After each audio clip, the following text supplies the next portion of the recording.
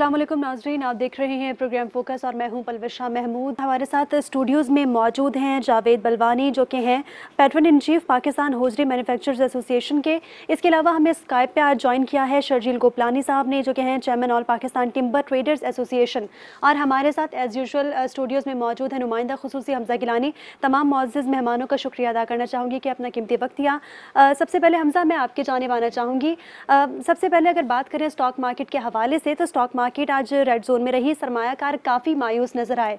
इसके अलावा अगर करेंसी मार्केट का ताज़ा तरीन अहवाल आपसे मैं पूछना चाहूँगी कि इंटरबैंक में रुपए की कदर में आज काफ़ी उतार चढ़ाव का रुझान देखा गया है। इस हवाले से क्या अपडेट्स हैं आपके पास? जो मुज़ाकरात चल रहे हैं हुकूमत के और IMF के दरमियान, तो IMF ने तो इस बजट पे काफ़ी सवालात उठा दिए हैं। टैक्स एमनेस्टी स्कीम जो लॉन्च की है गवर्नमेंट ने ओवरसीज़ पाकिस्तानियों के हवाले से, उस हवाले से क्वेश्चन मार्क आ गया है। IMF मुतमईन नहीं है इस बजट से। Karachi stock market red zone में दाखिल हुई और सरमायाकार काफ़ी मायूस हुए, और रेड जोन में दाखिल होने के बाद कराची स्टॉक मार्केट का इख्तिताम भी रेड जोन में हुआ। 150 पॉइंट्स की कमी से हुआ। 41,300 पॉइंट्स की नफसाती हद पे KSE 100 इंडेक्स बंद हुआ। 41,500 की नफसाती हद से गिरकर 41,300 पॉइंट्स की नफसाती हद पे ये बंद हुआ है। हमने बीच में देखा कि 250 पॉइंट्स की बीच में कमी आई KSE 100 इंडेक्स में। तो ओवरऑल खरीदो फरोख का जो सिलसिला है वो एक पैनिक सिचुएशन में रहा, और 77 कंपनीज ऐसी थी जिनके शेयर्स ग्रीन स्केल पे ट्रेड हुए, और 208 कंपनीज ऐसी हैं जिनके शेयर्स रेड जोन में हमने देखा कि ट्रेड हुए। ऑयल एंड गैस सेक्टर के अंदर हमने देखी सरमायाकारी, और IT सेक्टर के अंदर हमने देखी सरमायाकारी, जिसका एक इम्पैक्ट हम देख रहे थे कि कभी 100 इंडेक्स जो है वो ग्रीन स्केल पे चला जाता था। लेकिन ओवरऑल आज IMF के बयान के बाद Karachi stock market red zone में ट्रेड हुई। और करेंसी मार्केट की अगर बात की जाए तो करेंसी मार्केट के अंदर आज इंटरबैंक में डॉलर की कीमत में इजाफा हुआ है। 19 पैसे महंगा होकर डॉलर आज बंद हुआ है। 287 रुपये 37 पैसे पे आज इंटरबैंक में डॉलर बंद हुआ। 287 रुपये 18 पैसे पे कल बंद हुआ था, और आज 287 रुपये 37 पैसे पर इंटरबैंक मार्केट में डॉलर बंद हुआ है। 19 पैसे इंटरबैंक मार्केट में डॉलर महंगा हुआ है। ओपन मार्केट के अंदर डॉलर 2 रुपये महंगा हुआ है। ओपन मार्केट में डॉलर 2 रुपये महंगा हुआ है। 294 रुपये से बढ़कर 296 रुपये का हो गया है। तो इस वक्त एक रुपये पर तो देखें दबाव रहेगा, क्योंकि हमारे पास इम्पोर्ट बिल 1 महीने से कम का रह गया है, डॉलर की अवेलेबिलिटी नहीं है। इसके अलावा LCs के मसाइल जो कि तू हैं, तो और आपको मालूम है कि हमारे रिजर्व्स भी कम हो रहे हैं। अभी हमने पेमेंट भी की है। अभी आज जो है वो स्टेट बैंक के एदाद शुमार आ जाएंगे नए रिजर्व्स के हवाले से। तो रुपए पर दबाव मुस्तकिल है, जिसकी वजह से फॉरेक्स मार्केट के अंदर डॉलर महंगा हुआ है और रुपया कमज़ोर हुआ है। ठीक है जावेद साहब, आपकी जानिब आना चाहूँगी। आप क्योंकि पैट्रन इन चीफ हैं पाकिस्तान होजरी मैन्युफैक्चरर्स एसोसिएशन के, बताइएगा पाकिस्तान होजरी मैन्युफैक्चरर का कराची की सनतों को गैस बंदिश पर शदीद रद्द-ए-अमल सामने आया है। इसके अलावा कमर्शियल बैंकों ने LC खोलने से इनकार कर दिया है, और डेप्यूटी गवर्नर स्टेट बैंक ने फ़ोन उठाना छोड़ दिया है। इस तमाम तर सूरत हाल को आप किस तरह देखते हैं? आइंदा आने वाले वक्तों में क्या होगा हमारी इंडस्ट्री का? बिस्मिल्लाहिर्रहमानिर्रहीम। देखिए, गवर्नमेंट ने जो बजट दिया है उस बजट के हिसाब से तो यूँ लगता है कि हालात दिन ब दिन ख़राब होते जाएंगे जी। और हालात ख़राब होने की वजह ये है कि पहले तो गवर्नमेंट ने बजट जो दिया है, जिस बजट के अंदर कर्ज लेने का लिखा हुआ हो, बजट नॉर्मली उसे कहते हैं जो आपकी टोटल इनकम है उसको आपने कैसे यूज़ करना है और उसमें कैसे अपने मुल्क को चलाना है। अब आपके बजट में ही कर्ज लेना होता है, और आपके बजट के अंदर ही आपने, जैसे IMF की भी बात की हमजा ने, IMF ने एक और पॉइंट पे भी उठाया है कि 450 बिलियन जो बेनज़ीर सपोर्ट फंड में दे रहे हैं उसकी भी बात की है उसने कि ये आप क्या कर रहे हैं, आपके पास पैसे नहीं हैं, आप कर्ज मांग रहे हो और आप इस तरह पैसों को बांट रहे हो। तो अब असल मसला क्या है कि अब गैस 2 दिन की लोड शेडिंग है पिछले कई महीनों से। अभी इन्होंने गैस की लोड शेडिंग जो है ना, अभी तूफान की वजह से कहा जब तक तूफान का मामला नहीं निपटता जब तक गैस बंद रहेगी। तो तमाम इंडस्ट्रीज की, मतलब गवर्नमेंट का जब भी दिल चाहता है इंडस्ट्री की गैस बंद कर देते हैं और बोलते हैं कि एक्सपोर्ट बढ़ाओ। अगर आप इंडस्ट्री का पहिया ही नहीं चलने दोगे खुद, तो एक्सपोर्ट कैसे बढ़ेगी? अच्छा जावेद साहब, ये बताएं कि 16 सेंट्स पर आपको बिजली मिलती है, यानी बिजली का एक यूनिट आपको 16 सेंट्स का मिल रहा है। इंटरनेशनल लेवल पे दूसरे ममालिक में 6 to 8 सेंट्स है। आपकी इंडस्ट्री को पहले 9 सेंट्स पे बिजली मिलती थी, अब 16 सेंट्स कर दी है। तो लागत तो आपकी बहुत ज़्यादा बढ़ गई है। इंटरनेशनल ऑर्डर्स भी काफ़ी मुतासर हो रहे हैं हमारे। टेक्सटाइल भी हमारी गिरी है। टेक्सटाइल हमारी 16 अरब डॉलर से गिर कर तकरीबन 13.5 अरब डॉलर आ गई। तो आप समझते हैं कि टेक्सटाइल का पीछे जाना एक्सपोर्ट को मुतासर कर रहा है? देखिए, पाकिस्तान की टेक्सटाइल सेक्टर जो है उसका एक्सपोर्ट मोर देन 60% है। सही। अब और पाकिस्तान के अंदर एम्प्लॉयमेंट भी टेक्सटाइल सेक्टर बहुत बड़ी क्वांटिटी में जनरेट करता है और सरकार से ज़्यादा एम्प्लॉयमेंट देता है, समझे। और दूसरा टेक्सटाइल सेक्टर से अलाइड कोई 40 के करीब इंडस्ट्रियां चलती हैं जी। और मतलब आप सोचे 40 सेक्टर चलते हैं टेक्सटाइल की वजह से। अब टेक्सटाइल एक वाहिदी सेक्टर है इस मुल्क में जिसका एक इंफ्रास्ट्रक्चर बना हुआ है और वो इंफ्रास्ट्रक्चर आज तक फुल कैपेसिटी में नहीं चला। क्यों नहीं चला कि हमारे यहाँ जो सियासी लोग या जो भी गवर्नमेंट के लोग आते हैं उनका एक ही ऑब्जेक्टिव होता है हमारा पॉलिटिकल माइलेज कैसे बढ़े। ठीक। फिर सेकेंडरी मैटर इनका होता है कि मुल्क पहले देखते हैं हमारा पॉलिटिकल माइलेज कैसे सही होना चाहिए। अब ये आजकल सोशल मीडिया में एक व्हाट्सएप चला है कि बांग्लादेश में औरतें जो हैं वो काम कर रही हैं और पाकिस्तान में औरतें जो हैं वो हबीब बैंक पे क्यू में खड़ी हैं पैसे लेने के लिए बेनज़ीर सपोर्ट फंड में। अब मुझे ये बताएं उसका क्या इंप्रेशन पड़ता है। हालांकि पाकिस्तान के अंदर सही मानों में जो टेक्सटाइल पॉलिसी बनाई गई 2008 में बनी थी, दो दफा बनी है, समझे। टेक्सटाइल पॉलिसी पे सही मानों में इम्प्लीमेंट हो जाए ना अगर, तो मैं समझता हूँ कि पाकिस्तान हर साल 25 से 30% एक्सपोर्ट की ग्रोथ कर सकता है। मगर जावेद साहब, जब भी हमारी एक्सपोर्ट अच्छी होती हैं, पाकिस्तान की एक्सपोर्ट बहुत दफ़ा हमने देखा कि बड़ी ज़बरदस्त हुई, तो उस वक्त कोई हालात ख़राब हो जाते हैं एकदम। कभी पॉलिटिकल हम देखने के इशूज़ आ जाते हैं, कभी गैस का क्राइसिस आ जाता है, तो ये क्या वजह क्या है एकदम से हमारी एक्सपोर्ट जब अच्छी होती है? तो ये बहुत वैलिड क्वेश्चन है आपका। ये हम एक्सपोर्टर्स आपस में ये बात करते हैं जब भी एक्सपोर्ट बढ़ती है, क्योंकि लास्ट ईयर जो 2021-22 में 26% एक्सपोर्ट बढ़ी, तो हम एक्सपोर्टर आपस में बात कर रहे थे कि अब कुछ ना कुछ इस मुल्क में होगा। ठीक। ये हमारे मुल्क की बदकिस्मती है और ये हमें समझ नहीं आती कि जब भी इस मुल्क में पाकिस्तान की एक्सपोर्ट बढ़ती है जी, तो कुछ ना कुछ ऐसा होता है इस मुल्क में कि फिर एक्सपोर्ट गिर जाती है। और ये कई सालों से हम गवर्नमेंट से कहते हैं कि खुदारा कि आप इसको देखें। देखिए बांग्लादेश एक मुल्क है, हमारा हिस्सा था, हमारे से अलग हुआ, वहाँ एक्सपोर्ट सेक्टर को फर्स्ट प्रायोरिटी दी जाती है। और एक्सपोर्टर का ऐसा है कि कोई एहतिजाज भी हो रहा हो ना, तो एक्सपोर्ट की गाड़ी को रास्ता दिया जाता है कि भाई इसको ना छेड़ें, एक्सपोर्ट हमारी रुकनी नहीं चाहिए जी। और एक्सपोर्ट के लिए गवर्नमेंट, सियासतदान, ब्यूरोक्रेसी, जितनी भी एस्टेब्लिशमेंट सब कोशिश करते हैं कि एक्सपोर्टर्स को परेशान ना करें। इस बजट में जावेद साहब 16 सेंट की बिजली को कम करने के हवाले से कोई बात नहीं की है।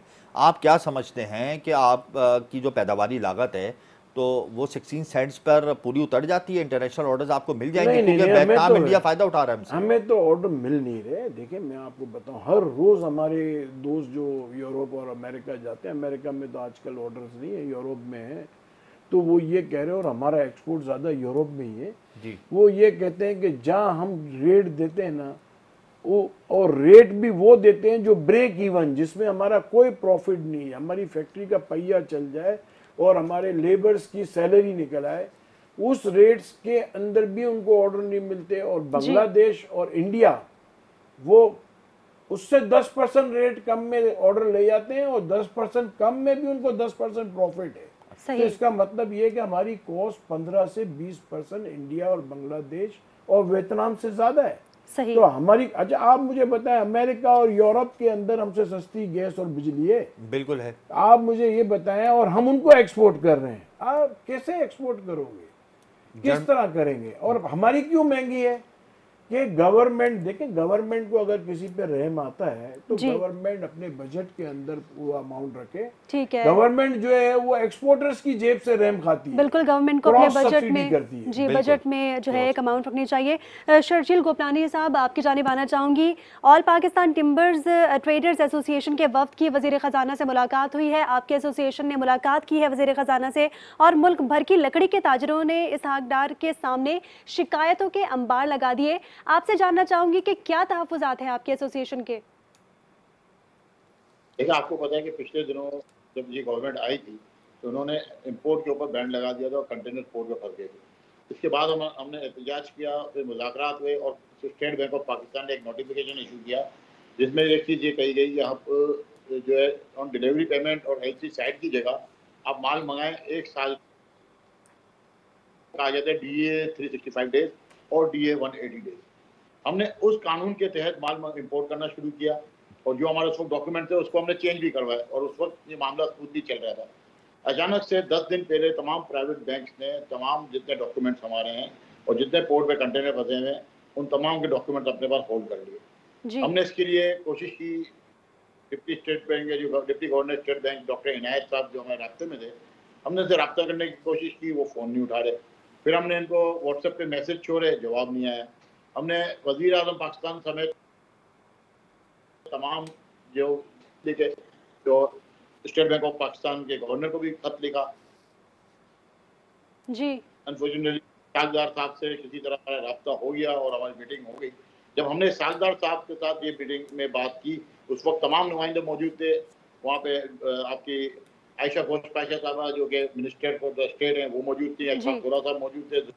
शर्जील साहब, पोर्ट पर कितने कंटेनर्स आप लोगों के इस वक्त मौजूद हैं? पोर्ट पर कितने कंटेनर्स मौजूद हैं इस वक्त? टोटल जगह सिर्फ टिम्बर के जो तकरीबन 1,500 कंटेनर होंगे, लेकिन ओवरऑल जो अभी हमारे पास रिपोर्ट है 7,000 से ज्यादा कंटेनर इस वक्त पोर्ट के ऊपर स्टकअप हुए हैं, जिसके ऊपर per day $120 per day damage detention शुरू हो गया और हमारे हिसाब से मिनिमम $1 मिलियन पर डे आपका जो डॉलर जो है वो शिपिंग कंपनी के पास जा रहा है और वो बाहर जा रहा है। ये तो सबसे बड़ा नुकसान है। हमारा माल जो फंसा हुआ है इसकी कॉस्ट ऊपर जा रही है, इसका अलग हमें नुकसान हो रहा है। फिर इंटरनेशनल मार्केट में वैसे ही पाकिस्तान की पोजीशन इस वक्त बहुत खराब हो चुकी है, हर कोई आपसे उनके साथ कारोबार करने को तैयार नहीं जी। अब 360 आपको क्रेडिट मिल रहा है और उस पर भी अगर पोर्ट से माल रिलीज नहीं हो रहा तो वहाँ पे रेपुटेशन अलग खराब हो रही है।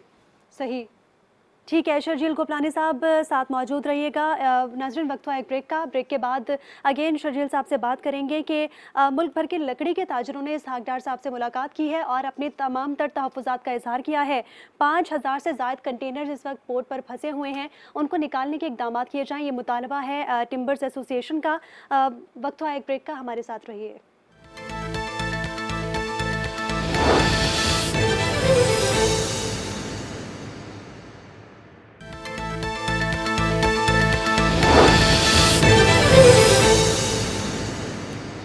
वेलकम बैक नाजरीन। प्रोग्राम में गुफ्तगू का सिलसिला जारी था। जावेद साहब, एक बार फिर से मैं आपकी जानिब आना चाहूँगी।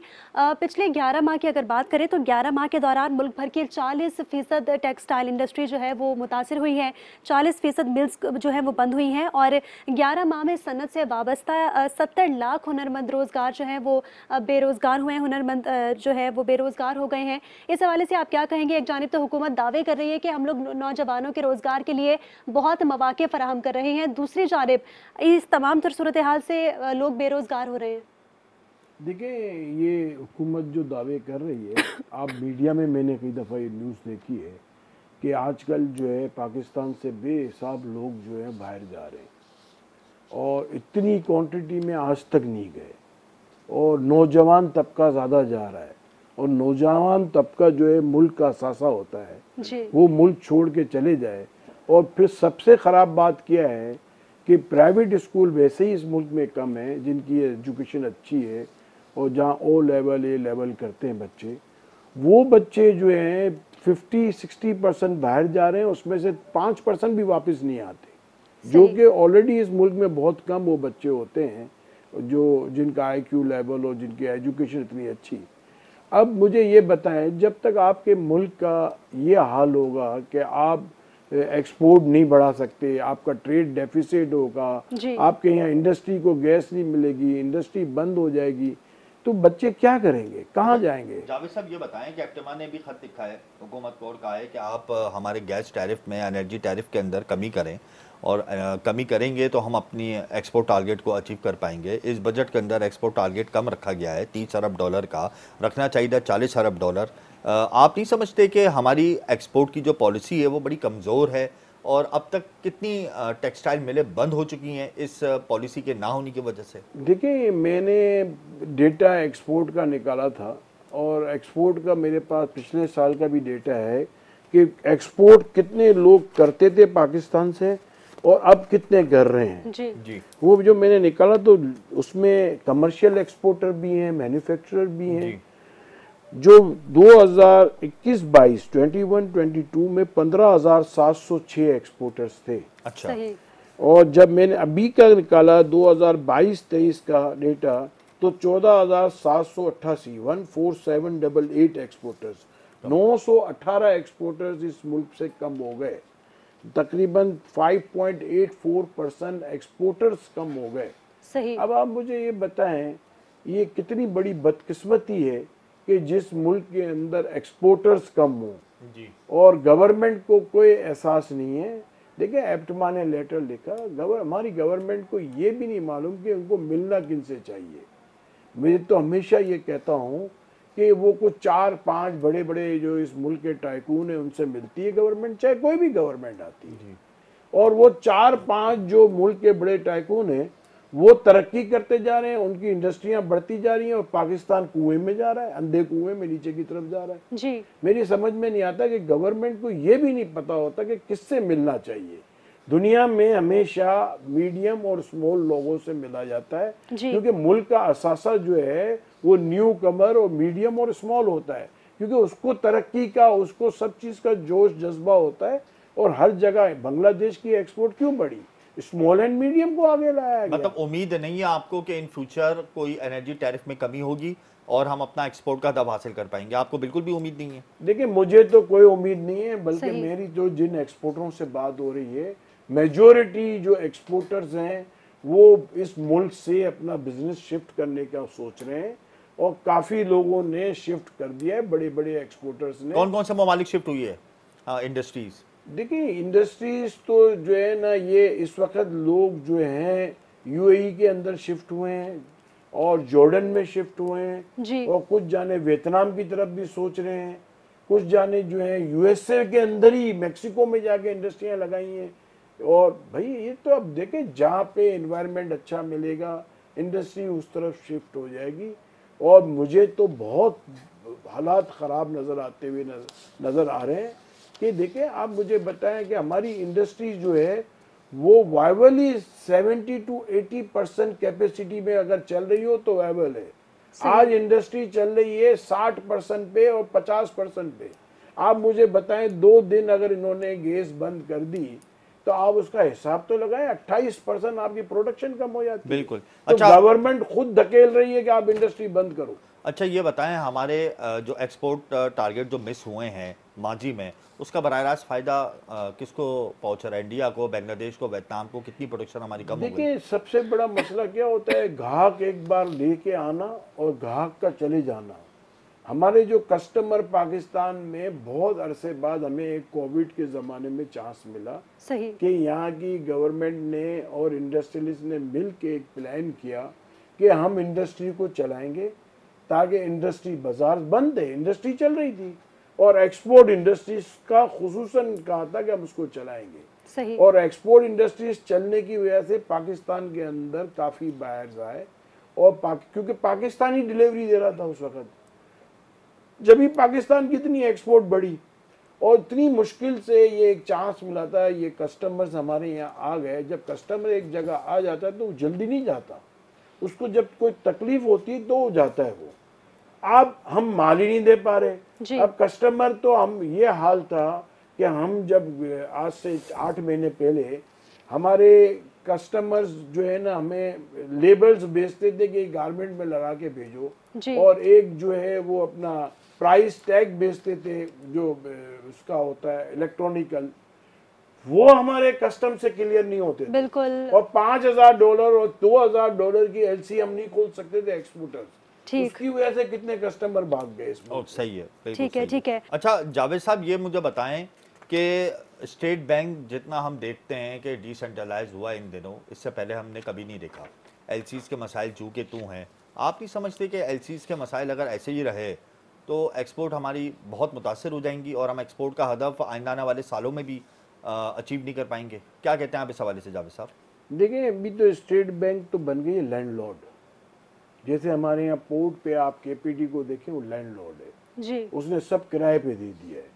इस तरह स्टेट बैंक ने कहा है कि जो अथोराइज डीलर है उनके पास वो खुद डॉलर जो एक्सपोर्ट के आते हैं उनसे एलसी खोलें, और उन्होंने एक प्रायोरिटी लिस्ट बना दी है वो प्रायोरिटी लिस्ट के अंदर भी कोई इनके बैरियर्स नहीं लगे हुए कि किसी ने, मैंने खुद गवर्नर स्टेट बैंक से अभी मीटिंग हुई थी हमारी 3-4 रोज पहले KCCI के साथ, उन्होंने खुद कहा कि हमारे जो है तकरीबन 5% ज़्यादा वैल्यू का एडिबल ऑयल इंपोर्ट हुआ है।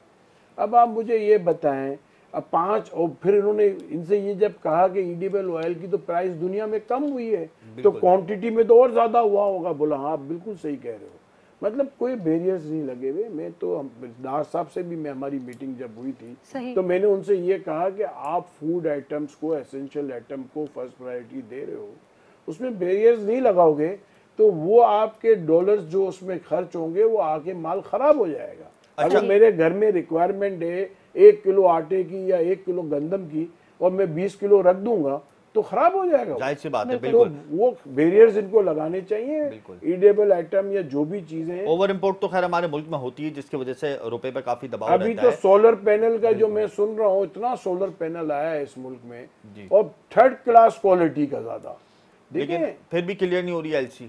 नहीं, इस वक्त सोलर पैनल जो बिक रहा है, जो मैंने सुना है कि वो जितनी इनकी घर में कॉस्ट है उस कॉस्ट में बेच रहे हैं।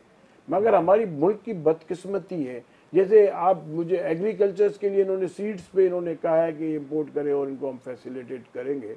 इंडिया के अंदर इन्होंने कंपनियां जो हैं उनको मुख्तसर कंपनियां को 20-25 कंपनियों को लाइसेंस दिया हुआ है। देखिए इंडिया में तो एक पॉलिसी है, एक पॉलिसी है। अच्छा, वो क्वालिटी भी जो है वो नहीं मंगाएगा तो उसको पनिशमेंट देते हैं। बिल्कुल। यहाँ पे मैं शर्जील साहब आपके पास आऊंगा। शर्जील साहब ये बताएं, कौन आपका फोन नहीं उठा रहा LC क्लियरेंस के हवाले से? आप किसको फोन कर रहे हैं और कोई आपका फ़ोन नहीं उठा रहा? आप कह रहे हैं कि डिप्टी गवर्नर स्टेट बैंक आपका फ़ोन नहीं उठाते, पोर्ट पे कंटेनर फंसे हुए, दिल बर्दाश्त होकर बिल आखिर आपने अपनी रुदाद वजीर खजाना शाह डार के सामने रख दी। क्या माजरा क्या है ये?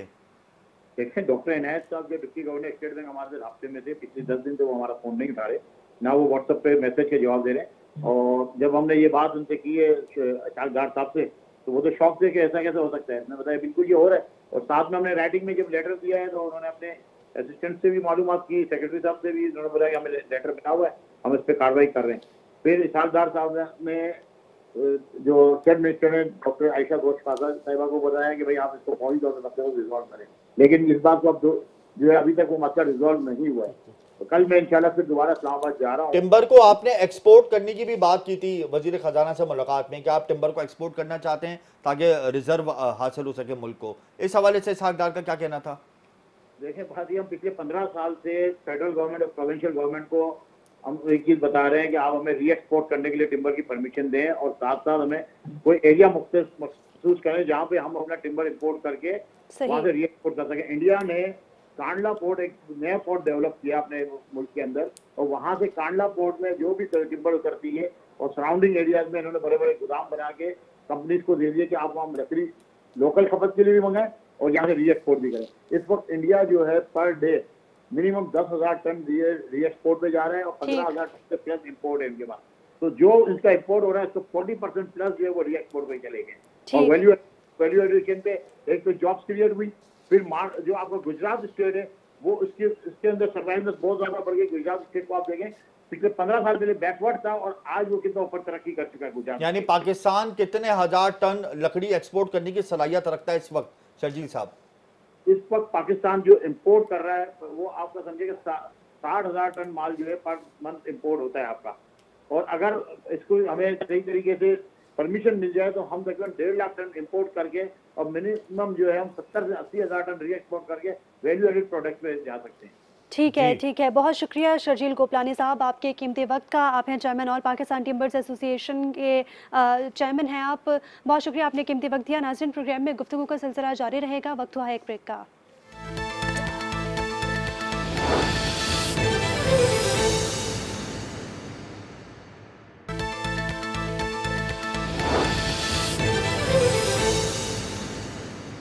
वेलकम बैक नाजरीन, प्रोग्राम में गुफ्तगू का सिलसिला जारी था। जावेद साहब, एक बार फिर से मैं आपके जानिब आना चाहूँगी।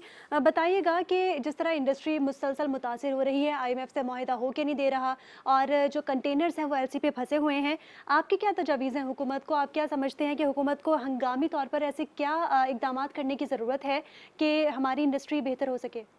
देखिए, एक तो हमारे मुल्क में जैसे इंडिया ने मेक इंडिया का एक स्लोगन डाला हुआ है, हमारे मुल्क में इनको एक्सपोर्ट का स्लोगन डालना चाहिए कि एक्सपोर्ट जो करेगा वो उसके साथ इस मुल्क में वीआईपी ट्रीटमेंट होगी जी, उसको प्रायोरिटी हर चीज़ में मिलेगी, हर जगह उसको प्रायोरिटी दी जाए और एक्सपोर्टर्स को जो है लेवल प्लेइंग फील्ड होनी चाहिए जो इसके कम्पिटिटिव कंट्रीज़ हैं, चाहे वो बिजली के रेट हैं, गैस के रेट हैं, पानी के रेट हैं, और उसके साथ कोई लोड शेडिंग वाला मामला ही नहीं होना चाहिए और उसकी छुट्टियां साल की उसी के ऊपर छोड़ दी जाएं कि एक फिक्स कैलेंडर दिया जाए कि साल की अगर 12 छुट्टियां हैं चाहे वो एक साथ करना चाहें जी, क्योंकि देखिए बायर्स जो हैं लेकिन जावेद साहब, हुकूमत कोशिश तो कर रही है ना। अजरबैजान से भी गैस का हमारा मुआहदा हुआ है, अभी रूस से भी हमने क्रूड ऑयल मंगवाया है। हुकूमत काविश तो कर रही है कि हमारी टेक्सटाइल या हमारी एक्सपोर्ट जो है वो ग्रो अप हो सके। ये तो कई सालों से एग्रीमेंट हुए हैं, पाक ईरान का भी हुआ है, 20-20 साल पुराने एग्रीमेंट हैं। हमारे मुल्क में कोई भी काम हुकूमत करती है उसकी जो स्पीड जो है इतनी स्लो स्पीड दुनिया में कोई मुल्क नहीं है इतनी स्लो स्पीड हमारी होती। मतलब आप समझते हैं कि ये जितनी भी काविशें हो रही हैं इसका कोई इम्पैक्ट क्रिएट नहीं होगा फौरी तौर पे, और जब इम्पैक्ट क्रिएट नहीं होगा जाहिर सी बात है तो ना हम एक्सपोर्ट का हदफ हासिल कर पाएंगे, ना टेक्सटाइल ऊपर जा सकेगी, यानी हमारे रिजर्व्स भी वैसे के वैसे ही रहेंगे, हमारे मसाइल भी वैसे के वैसे ही रहेंगे। हाँ, मैं तो समझता हूँ कि हम और बुरे हालात में आ जाएंगे। देखिए, एक इंसान की जिंदगी काम करने की जो है वो 40 साल 45 साल होती है, इससे ज़्यादा तो नहीं होती। बिल्कुल। अब 40 साल अगर 20 साल में काम पे लगा, 60 साल में रिटायर हुआ, एक तो हमारे मुल्क में बदकिस्मती ये है कि हमने अभी तक रिटायरमेंट 60 साल तक रखा है और पेंशन को बढ़ा रहे हैं और ये बढ़ा रहे हैं, ये भी बहुत बड़ा प्रॉब्लम है इस मुल्क में। सही। तो आप दुनिया में अब रिटायरमेंट एज बढ़ा दी गई है क्योंकि ये पेंशन वेंशन और सब चीज़ें भी ख़त्म कर दी गई हैं। हमारे मुल्क के तनख्वाहें जो हैं पेंशन में ज़्यादा चली जाती हैं, बजट का बहुत बड़ा अमाउंट।